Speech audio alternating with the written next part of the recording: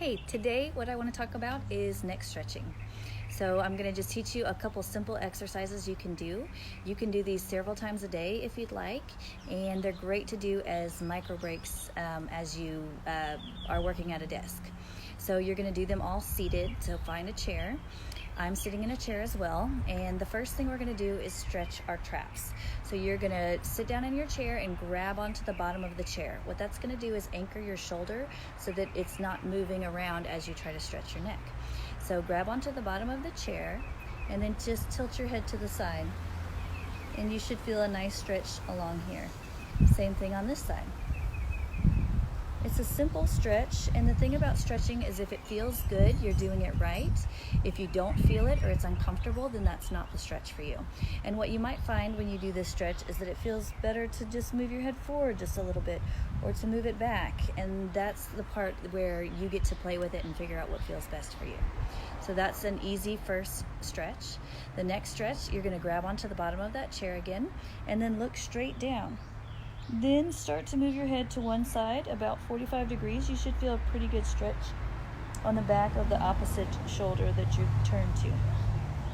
And then move and go the opposite direction. For me, I have to move a little bit different for this side compared to this side, and that's okay. Find the stretch that works for you. The next stretch I want to teach is for your Vader Scapula. This is the muscle that goes from the angle of your scapula up into your neck, and it often gets tight from looking, pushing your head forward and looking down, so working on a computer or something like that. The way that you're going to do this is you're going to do eagle pose. That's what it's called in yoga. If you don't know what that is, let me turn to the side for you. You're going to bring your arms and cross them around like this.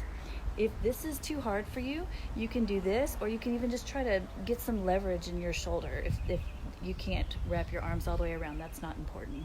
But if you can do this, cross your arms like this, and then you're going to bring your arms up and out, and you should feel some pretty good stretching in your shoulder blade.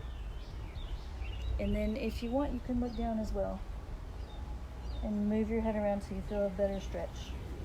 You may find that it's better to bring your arms down like this to stretch, or to move them up, whatever works best for you. And then always do the opposite side as well. So arms out and up, and look down.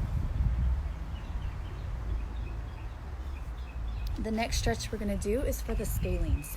Your scalenes are these muscles right in the front, and if they're tight, you might have pain down your arm, you might have numbness and tingling, but this area will be uncomfortable.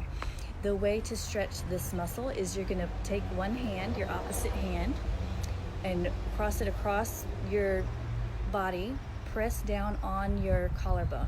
And you have to press really hard, otherwise you're not going to feel the stretch. So press really hard on your collarbone, and then you're going to tilt your head to the side. There are 3 scalenes, so this is for the middle scalene. If you look down, you'll feel a stretch in the posterior scalene. And if you look up, you're going to feel it in the front or the anterior scalene. Once again, find the stretch that works for you. And let's do the other side. So you're going to press down on your collarbone, tilt to the side, look down, and then look all the way up. The final stretch I want to teach you is for your suboccipital muscles, or these muscles right at the base of your skull. The best way to stretch that is to, you're gonna take your hands and cup the bottom of your skull like this, and I don't want you to pull hard or anything. You're just going to cup, and then you're going to give yourself a double chin. So you'll translate your chin back, and it'll give you a double chin, and then you'll just hold here, and you should feel a nice stretch in here. Sometimes I like to do that one in the car, because if you have a car like a headrest, you can tilt your head back, you'll give yourself this double chin, and you'll just press back on the headrest, and that will stretch that area as well. I can also find a way to just tilt to one side and then tilt to the other side. Now, you have to be really careful with that one. You don't want to pull too hard or be too forceful. So just press until you feel the stretch and hold it. Stretches feel really good to hold for about 30 seconds. Hopefully this is helpful, and we'll talk to you soon.